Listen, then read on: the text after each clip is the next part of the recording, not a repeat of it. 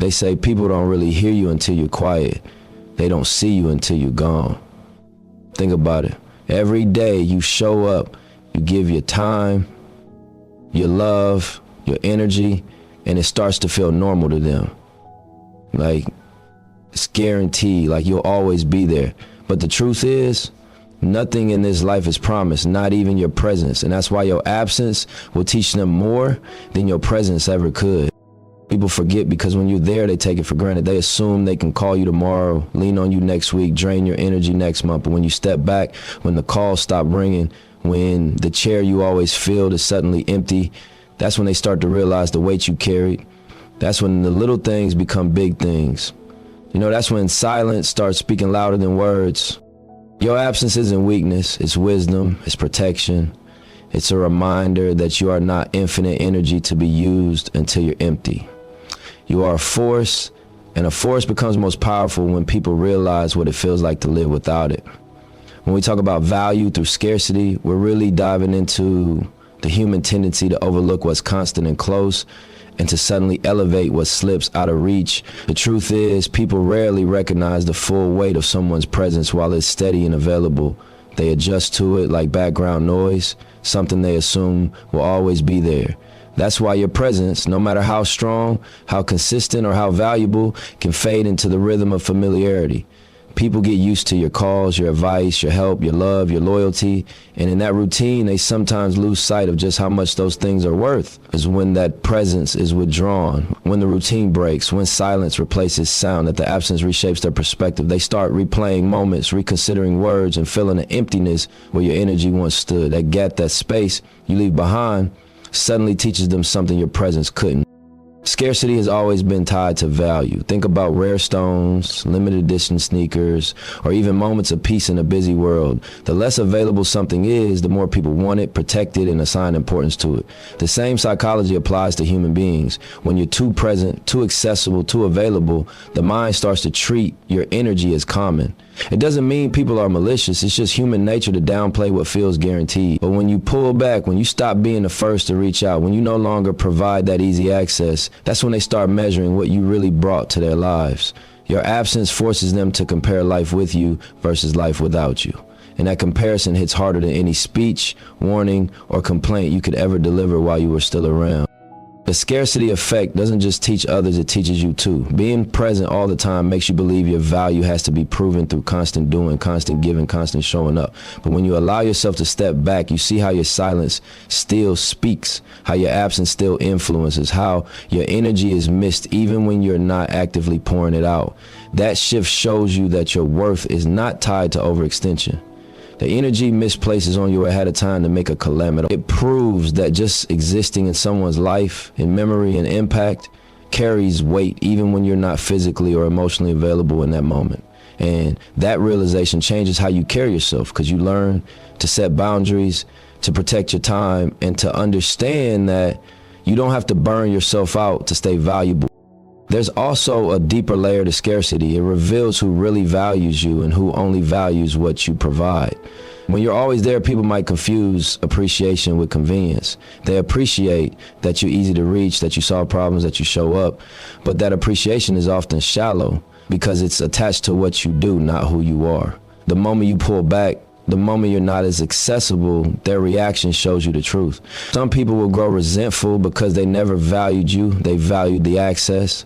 Others will grow reflective because they realize they've been taking you for granted and want to rebuild the connection with a deeper sense of respect. Absence becomes a filter, separating genuine love from dependency and teaching lessons that words alone could never teach. There's a reason why people often glorify the dead more than the living. It's absence on the highest scale. When someone passes, their presence is permanently gone, and suddenly the weight of what they meant rushes in like a flood. People post tributes, share stories, and hold on to memories because the scarcity of that presence makes it priceless. But you don't have to wait for that kind of permanent absence to see the same principle in action. And even small withdrawals, choosing not to show up at every event, not responding immediately, not overextending yourself, these create pockets of scarcity that raise awareness of your value. People start to see you differently because they now understand that having you around is not automatic, not guaranteed, not endless. This dynamic plays out in relationships, friendships, business, and community. In relationships, constant availability often leads to complacency. A partner might stop appreciating the love, the patience, the support because it's always there. But when space enters, when silence replaces constant communication, suddenly the small things stand out. They remember the way you laughed, the way you showed love, the way you held them down. Scarcity sharpens memory, and memory creates appreciation. In friendships, the same rule applies. A friend who always lends money, always listens, always pulls up, starts to feel invisible in their generosity. But when that friend stops being the safety net, the circle fills the hole, and they start to recognize how much balance that person actually brought. In business, a product or service that's always in stock might not excite the market, but the moment it sells out, demand spikes. Likewise, when your skills or presence are not endlessly available, people start to pay attention to the uniqueness of what you offer. Value through scarcity also builds respect. Respect isn't just about admiration, it's about recognition of limits. If people feel they can call on you anytime, drain your energy, take your effort without consequence, respect slowly erodes because they confuse access with ownership. But once you introduce scarcity, once you show that your time is selective, your energy is sacred, and your presence is not a guarantee, respect begins to take root. People may not like the shift at first, but in the long run, they'll treat your presence with more care. It's the same way someone treats a luxury item. Gentle, careful, appreciative, because they know it's rare and not easily replaced. Another layer of scarcity is how it creates legacy. Presence is powerful, but is often tied to the moment. Absence, on the other hand, forces people to live with memory. They replay your lessons, they recall your influence, they sit with their words in silence, and that memory often becomes more powerful than the real-time interaction ever was. Teachers, leaders, mentors, and even friends who step back often find that their absence makes their impact echo longer. While you're around, people hear you. When you're gone, people feel you. That shift from hearing to feeling is the essence of value through scarcity. Absence also disrupts patterns. People build habits around your availability, and when you withdraw, those habits break. That break forces them to either step up, adapt, or reevaluate. A child who always leans on a parent learns independence when that parent is no longer present for every need. A team that always relies on one leader learns accountability when that leader steps back. A community that expects constant giving begins to create self-sufficiency when the giver stops supplying endlessly. Scarcity transforms dynamics by forcing growth, and that growth often leaves a stronger impact than presence ever could. Energy is one of the most expensive currencies we hold, but it's often the one people protect the least. Money can be regained, time can sometimes be adjusted, but the energy you give out, once it leaves you, doesn't return in the same form. It takes rest, healing, and intentional work to rebuild it. When you're constantly present, always pouring into others, always answering, always showing up, you spread that energy wide and thin, and people begin to assume that your supply is endless. They start to expect it without considering the costs. Energy withdrawal is the act of reclaiming your power, pulling your vibration back into yourself, not as punishment, but as preservation. It's not about spite, it's about balance. When people misuse, drain, or overlook your energy, stepping back is the only way they'll learn what that force truly meant. Your withdrawal doesn't just teach them, it heals you. The thing about energy is that it's invisible, yet undeniable. You can't hold it in your hands, but you feel it in every interaction. When you walk into a room, people either feel uplifted or dragged down. When you give advice, it either inspires or gets dismissed. When you love, it either gets reciprocated or drained. But because it's not a material thing, people don't always respect it. They lean on you too heavy, call you too often, depend on you too much because they see your presence is permanent and your energy is limitless. Over time, this creates an imbalance, one where you're emptying yourself for others but rarely getting filled in return. Energy withdrawal is the act of closing that leak. It's the moment you decide you're no longer giving your force away freely to those who mishandle it. Withdrawal is powerful because it shifts the dynamic. When you're always available, people stop listening carefully. They assume they can come back tomorrow, that you'll repeat yourself, that your attention is an endless well. But when you stop answering the phone, when you stop offering your perspective, when you stop rescuing people from their own mistakes, that silence speaks volumes. It forces others to reflect on how much of your energy they've leaned on. They remember how quick you were to show up, how often you solved problems, how much lighter things felt with you around, and suddenly the gap becomes undeniable. People don't learn the value of energy while it's being given. They learn it in the void it leaves behind. There's another side to withdrawal that many people don't realize. It reveals intention. Some people are drawn to your light only because it benefits them. They like the way your energy makes them feel, but they don't consider the toll it takes on you. When you withdraw, those people show their true colors. If they disappear when you stop giving, it means they were never connected to you, only to the energy you provided. But the ones who respect you will adapt. They'll try to pour back into you. They'll ask how you're doing instead of what you can do for them. And they'll value the moments you choose to give rather than expecting it on demand. Withdrawal draws a clear line between the people who are with you and the people who are only with your energy. Energy withdrawal also teaches discipline. It's not easy to pull back, especially when you're used to being the one others depend on. There's a certain pride in being the strong one, the reliable one, the one who always knows what to say or do. But that pride comes with a cost because it conditions you to overextend. Withdrawal forces you to reprogram that habit. It requires saying no when you've been conditioned to say yes. It requires silence when you're tempted to step in. It requires trust that people will figure things out on their own, even if they stumble. This discipline doesn't just protect your energy, it strengthens your boundaries, and boundaries are what keep your spirit from being drained dry. When you withdraw, you also give others the chance to grow. Sometimes your energy becomes a crutch. People lean on it so heavily that they stop developing their own strength. They call you for advice instead of learning to trust themselves. They rely on your presence instead of building their own resilience. Withdrawal removes the safety net and forces them to walk their own path. At first, they might resent it. They might see your absence as abandonment or selfishness. But in time, if they're honest, they'll realize that your withdrawal wasn't about neglect. It was about teaching them to stand without leaning on your constant support. In that way, your absence becomes a gift because it creates independence, reflection, and responsibility in the people who once drained you without thought. Energy withdrawal also changes your perspective on yourself. When you stop giving to everyone, you notice how much you were sacrificing. You notice the fatigue that had become normal. You notice the creativity that was being smothered. You notice the peace that returns when you're not constantly tied to other people's needs. Withdrawal helps you redirect that same energy inward into your goals, your healing, your vision. It reminds you that the same force you gave to others can build your own empire, your own happiness, your own balance. This doesn't mean you stop caring. It means you stop bleeding for people who don't know how to stop cutting. There's also a spiritual dimension to energy withdrawal. Energy is sacred. It's the essence of your soul, the vibration you carry, the unseen current that moves through you. When you constantly let others drain it, you dim your own light. And a dim light not only hurts you, it robs the world of your true potential. Withdrawal then is not just about protecting yourself, it's about protecting the purpose you were given. By stepping back from those who misuse your force, you keep your flame burning strong for the things and people that deserve it. That flame, when preserved, becomes a beacon, something much larger than what it could ever be if it were constantly drained. Another part of withdrawal is the silence it creates, because silence itself has energy.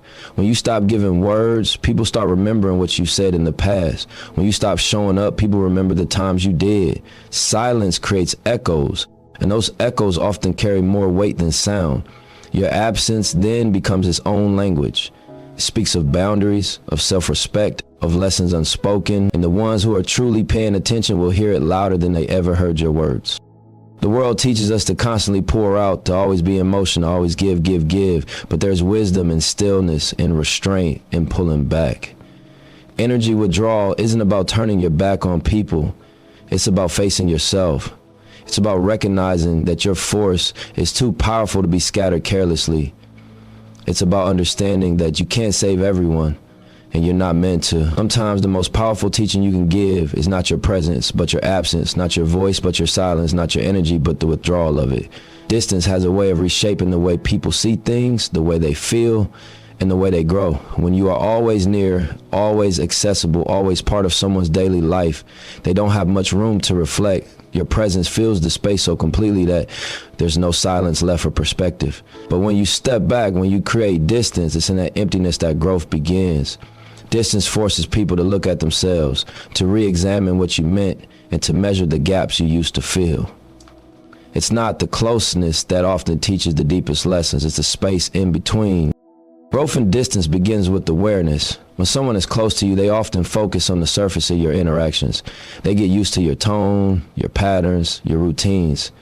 They don't always pause to recognize the deeper influence you bring because it feels automatic, like background rhythm. But when you create distance, those everyday details stop. The calls aren't there, the laughs aren't there, the check-ins aren't there, and suddenly those small details become magnified in memory. People realize how much they were relying on your presence, how much those moments shaped them, and how different life feels without that constant connection.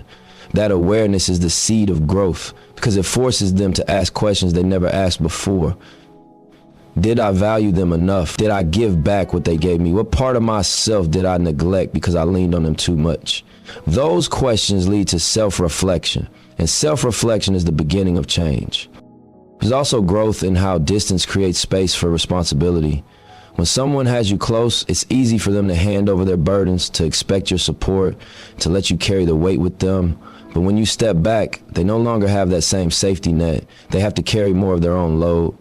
At first, it might feel heavy, even unfair, but in time, it strengthens them. Just like lifting weights tears the muscle before it rebuilds stronger, carrying responsibility without your constant help forces people to develop resilience they didn't know they had. Growth happens in the struggle, and distance provides the environment where that struggle becomes unavoidable. Without you stepping in at every moment, they discover capacities within themselves that your closeness, ironically, may have kept hidden. Distance also reshapes respect. Closeness, while comforting, can sometimes breed complacency. When someone knows they can reach you at any time, they may not respect your presence in the way they should. They start to see you as permanent, as always there, as part of the furniture in their life. Distance breaks that illusion. When you step away, people realize that your time, your energy, your love, your wisdom are not guarantees. They're privileged. They begin to value your presence more deeply because it's no longer constant. They learn that having access to you is not a right, but something to be treated with care.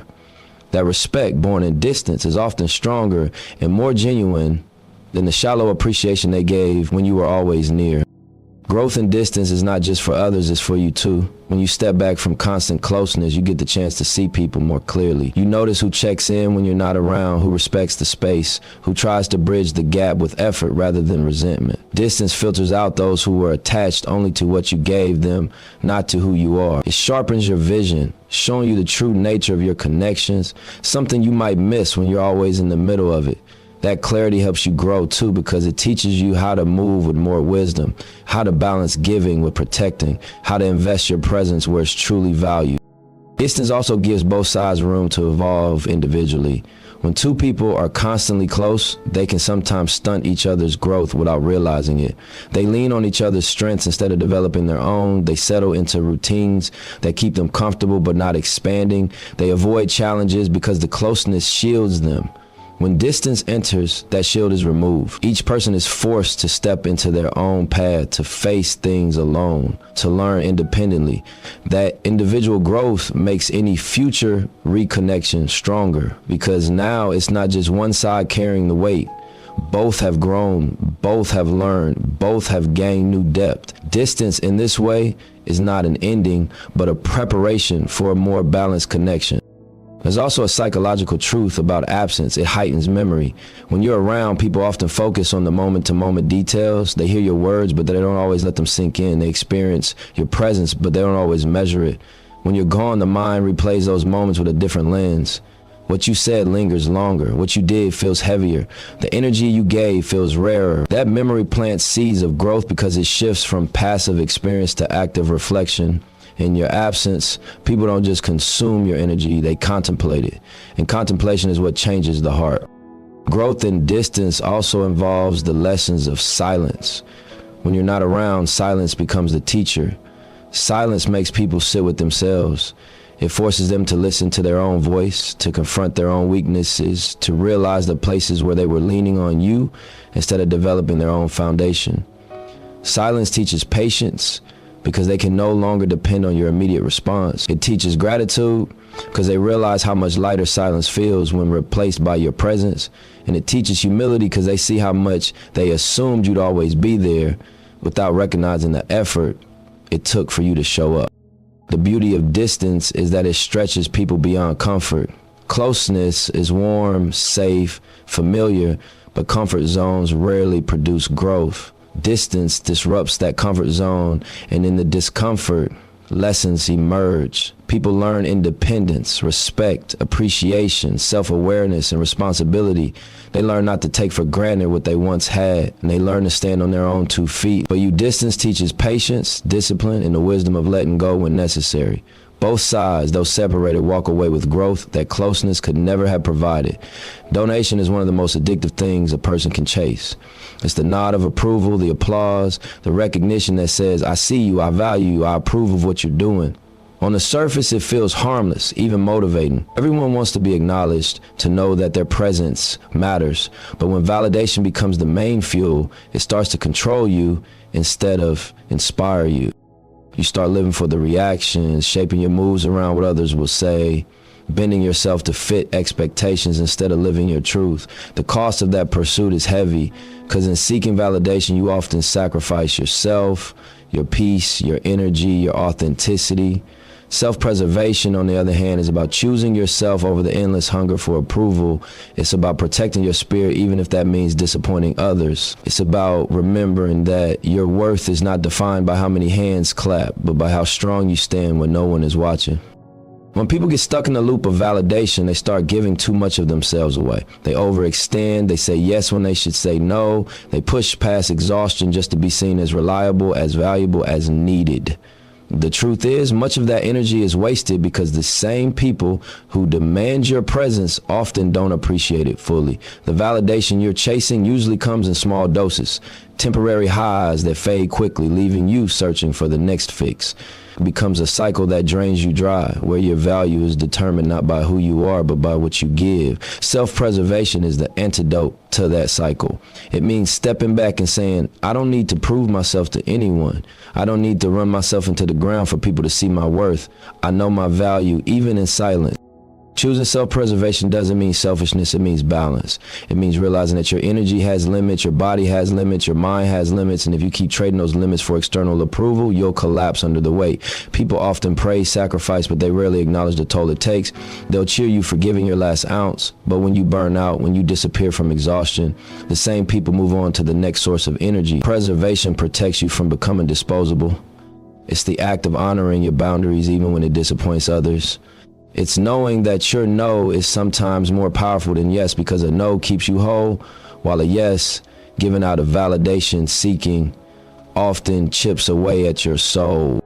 There's a dangerous illusion in chasing validation, the belief that it will eventually lead to fulfillment. You think if enough people clap, if enough people agree, if enough people recognize me, then I'll feel complete. But validation is endless because human desire is endless. No amount of approval will fill the void if you don't approve of yourself first. Self-preservation breaks that illusion by shifting the focus inward. Instead of asking, do they like me? Do they see me? Do they respect me? You ask, do I like myself right now? Do I feel aligned with my values? Am I respecting my own limits? That internal check-in is the core of preservation. It's about making sure your spirit isn't being chipped away for the sake of appearances. Real preservation also requires courage, because choosing it often means losing validation. People are comfortable when you fit their mold, when you meet their needs, when you bend to their expectations. The moment you withdraw that compliance, the validation fades. Friends may call you distant. Partners may call you selfish. Colleagues may call you difficult. Family may call you ungrateful. That pressure can make you want to return to the validation chase just to keep the peace. But peace that comes at the cost of yourself isn't peace, it's submission. Preservation demands you face that resistance without folding. It means being okay with being misunderstood if that misunderstanding protects your sanity. There's a deep strength in choosing self-preservation over validation, because it means you no longer live at the mercy of others. You're no longer swayed by their approval or their rejection. You start to make decisions that honor your truth instead of decisions that secure applause. That shift changes everything about how you move. You stop going places you don't want to go. Stop entertaining people who drain you. Stop saying words that don't reflect your real thoughts. You free yourself from the prison of performance. And in that freedom, you discover a version of yourself that is not only healthier, but also more impactful. Because authenticity resonates louder than any forced attempt at being liked. Preservation also protects your longevity. Constantly giving yourself away for validation burns you out faster than anything else. It keeps you running on empty because you're never resting, never recharging, never holding anything back for yourself. But when you prioritize preservation, you learn to rest without guilt, to recharge without shame, to step away without apology. That rest doesn't make you weaker, it makes you sustainable. It ensures that you can keep showing up in the ways that matter most without collapsing under the weight of everyone else's expectations. There's also a lesson about legacy and preservation. Validation is temporary, tied to the moment, tied to fleeting opinions. What people applaud today, they might criticize tomorrow. But preservation builds legacy because it ensures you're not just reacting to the crowd. You're creating from a place of alignment. When you preserve yourself, the moves you make come from your core, not from outside pressure. Those moves stand the test of time because they're rooted in truth, not in trends. People may not validate you immediately for those choices, but in the long run, they respect and remember the authenticity behind them. Self-preservation over validation is also about teaching others how to treat you. When you constantly sacrifice for approval, you train people to expect your sacrifice. They come to believe that your energy, your time, your love are theirs to command. But when you preserve yourself, when you hold your boundaries, when you refuse to trade your peace for their comfort, you retrain them. You show them that your energy is valuable, that your presence is a privilege, that your love is sacred. They may resist at first, but in time, they either adjust to that truth or they fall away. Either way, you're left with relationships that respect your preservation instead of ones that only thrive on your validation. Seeking, and perhaps the most important part of self-preservation is how it changes your relationship with yourself.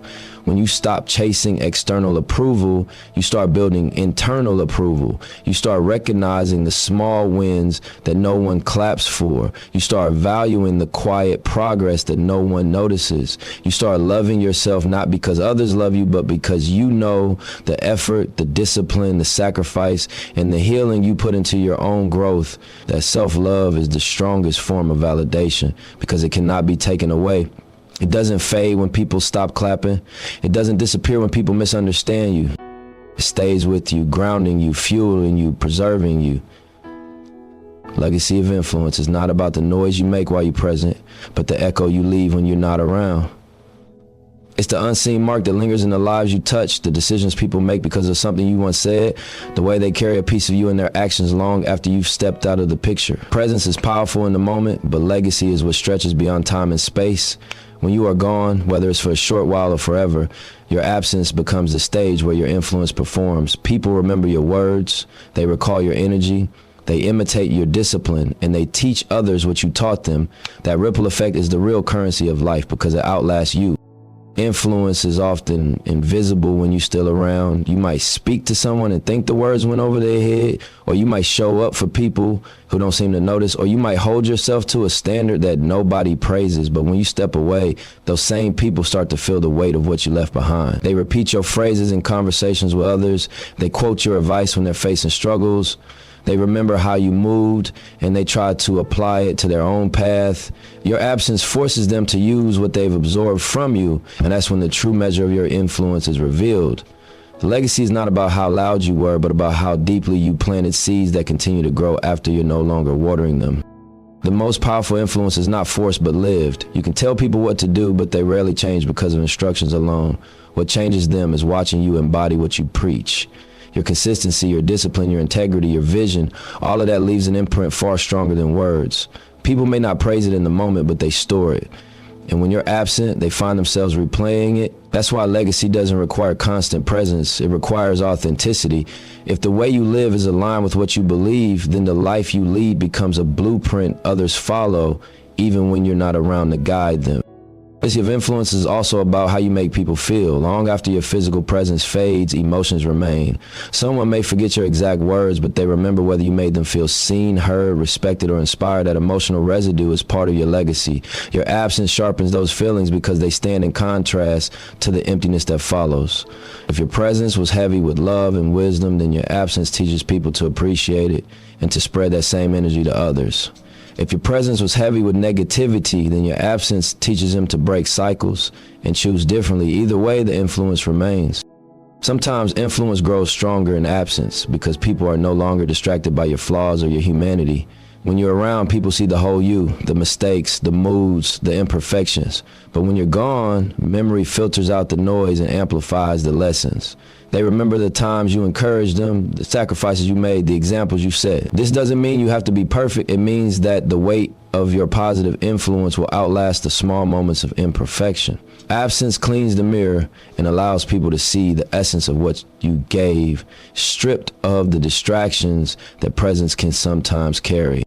Legacy of influence is not always personal. It can be generational. The choices you make today can ripple into people you'll never meet. A child watches how their parent moves, grows up embodying those habits, and then passes them down to their own children. A leader inspires a group. That group inspires their communities, and the chain continues long after the leader's gone. In this way, your absence is never really absence. It's a continuation of your energy through others. Your name might not always be attached, but the influence remains alive in the way people speak, act, and create. That is the kind of impact that outlasts presence and turns into legacy. There's also an element of choice in what kind of influence you leave behind. Presence is temporary, but legacy is permanent. If your influence is rooted in selfishness, manipulation, or negativity, that too becomes part of your absence. People might learn from you, but they'll learn what not to repeat. If your influence is rooted in authenticity, generosity, discipline, and love, that becomes a compass for others. Your absence becomes a teacher not through pain, but through memory and respect. Every interaction is a seed, and every seed grows into something. What you plant determines what grows in your absence. Influence also stretches into silence. Sometimes your absence is not dramatic, it's quiet, subtle, unnoticed at first, but over time, people fill the gap. They notice that no one else holds the same standard you held. No one else brings the same energy. No one else fills the room the way you did. That realization doesn't come while you're present, because presence can be overlooked. It comes when the silence makes it undeniable. And that silence is where legacy breathes. It's in the contrast between what was and what is now. Legacy of influence is not about size either.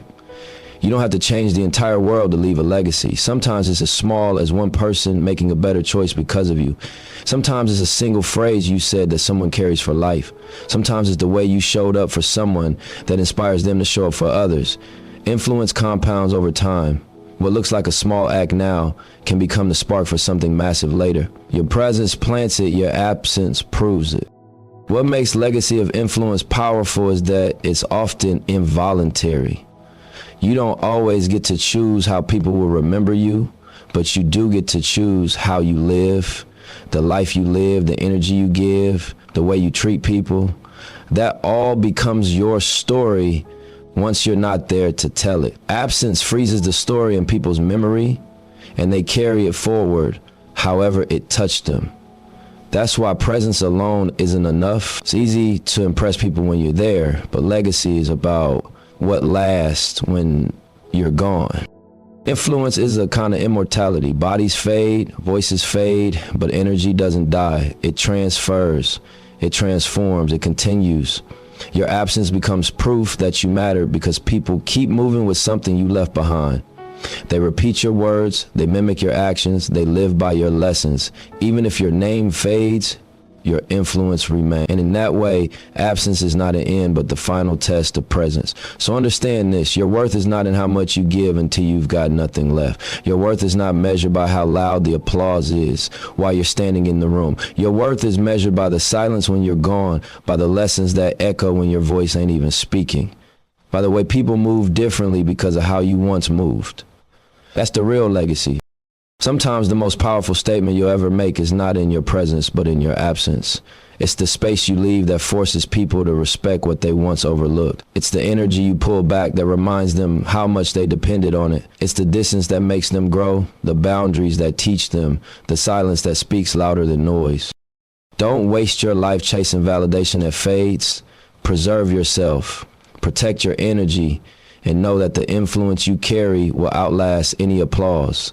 Live so real, so true, so intentional that even when you're not around, your impact is. Because your absence, when chosen with wisdom, will always teach them more than your presence ever could.